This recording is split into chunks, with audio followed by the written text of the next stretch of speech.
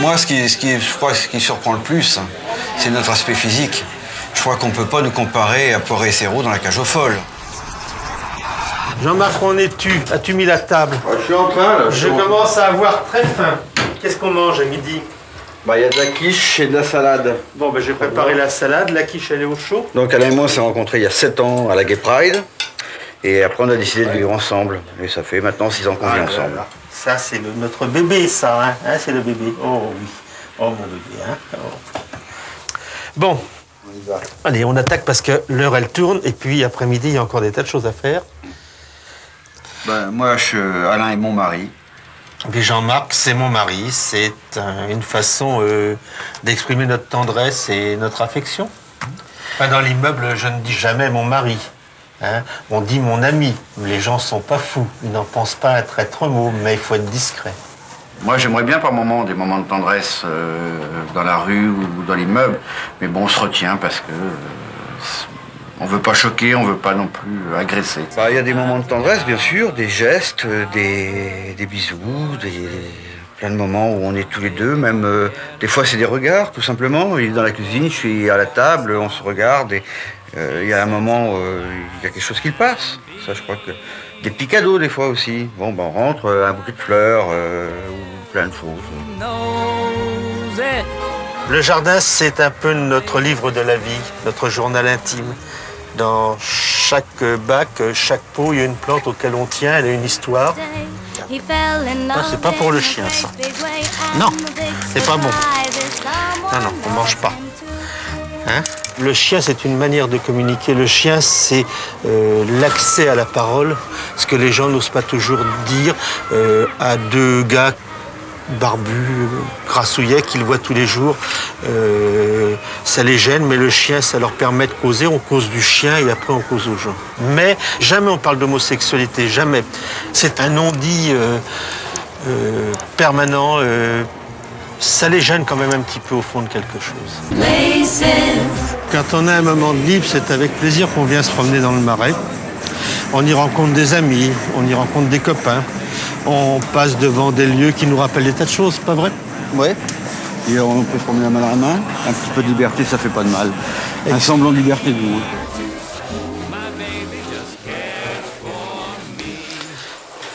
La promenade dans le Marais est finie. Oui. Ce qui est amusant, c'est que vous vivez dans un univers de couple tranquille, et puis vous vous retrouvez ici, dans le Marais, qui est totalement différent. On en a besoin, parce que la vie de couple, elle est calme dans notre immeuble. C'est la vie d'un couple traditionnel, si je puis dire. Seulement, la différence, c'est que ces deux garçons, barbus, un peu bedonnants, qui font ménage ensemble. Vous disiez justement qu'ici, vous vous sentiez davantage libre.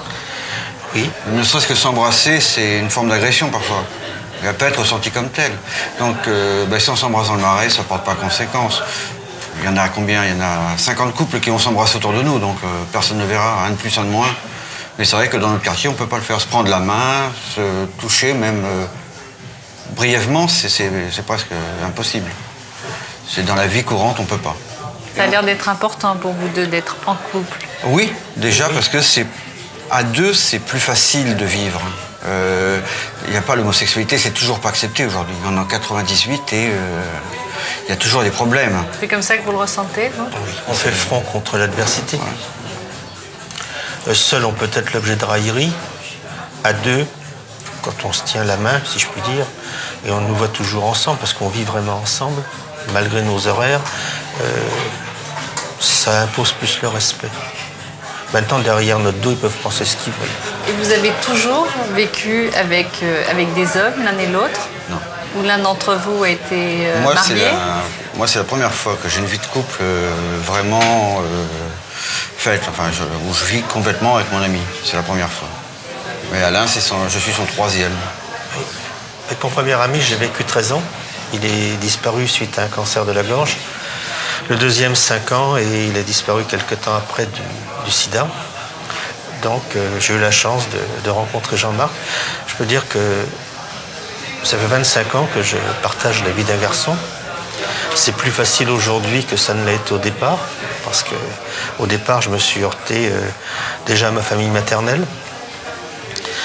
Feu, ma mère n'était pas très chaude. Je parle pas du reste. La seule personne qui m'ait vraiment tendu la main au départ, c'était ma grand-mère. Non, moi j'ai eu un parcours différent. Bon, j'ai eu une vie hétérosexuelle jusqu'à 27 ans. Parce que j'ai un peu rentré mon homosexualité et j'ai pas voulu l'accepter. Bon. Mais de quel milieu? Milieu ouvrier, milieu simple de province, la Beauce profonde. Et bon, j'ai un peu caché ça. Je me le suis caché à moi-même d'ailleurs, avant tout. Et bon, un jour, j'ai décidé de franchir le pas. J'avais 27 ans. J'ai dit, bon, je vais voir.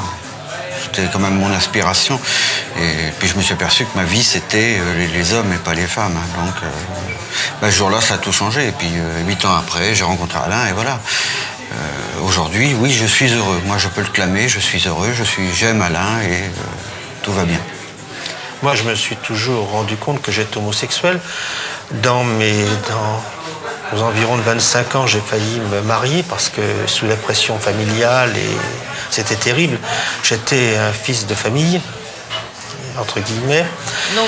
J'étais un bon parti. Et dans la ville de province où j'étais installé commerçant, puisque je vendais des luminaires, des meubles et des objets de décoration, j'étais le parti pour les filles de famille. Et puis j'ai réfléchi, je me serais marié, j'aurais fait comme beaucoup, j'aurais peut-être réussi à faire un enfant, mais ça ne m'aurait pas empêché d'aller cavaler pour ce que j'aimais. Et puis j'aurais divorcé, j'aurais fait une malheureuse et au moins un enfant malheureux. Dans vos milieux professionnels, donc vous êtes commerçant, vous êtes cheminot, comment c'est reçu? Est-ce que, j'imagine que les gens le savent puisque vous êtes ici en face de moi. Oui. Moi, comme je dis, ce soir, c'est une piqûre de rappel pour ceux qui n'ont pas compris. Est-ce que ça surprend, justement, quand l'un et l'autre vous en parlez? Moi, je crois que ce qui surprend le plus, c'est notre aspect physique. Je crois qu'on ne peut pas nous comparer à Poiré et Serrault dans la cage aux folles. On n'a pas des talons hauts, des paillettes, donc on n'est pas trop dans le cliché de l'homosexualité cage aux folles. On est loin de là.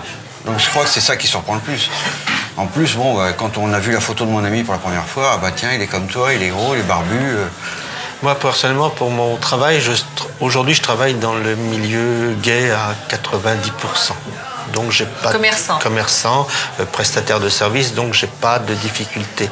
Quand j'étais à Reims, j'étais devenu un commerçant connu parce que j'y suis resté plus de 25 ans. Donc, je connaissais beaucoup de monde. J'étais à un moment président de l'association des commerçants du centre. Donc, admis, c'est ce que vous voulez dire. C'est-à-dire que j'ai toléré. Toléré, parce qu'on avait besoin de moi. Jusqu'à certains politiques qui auraient bien aimé des rapprochements parce que j'aurais pu ramener les voix d'une communauté. J'étais toléré. Accepté, non.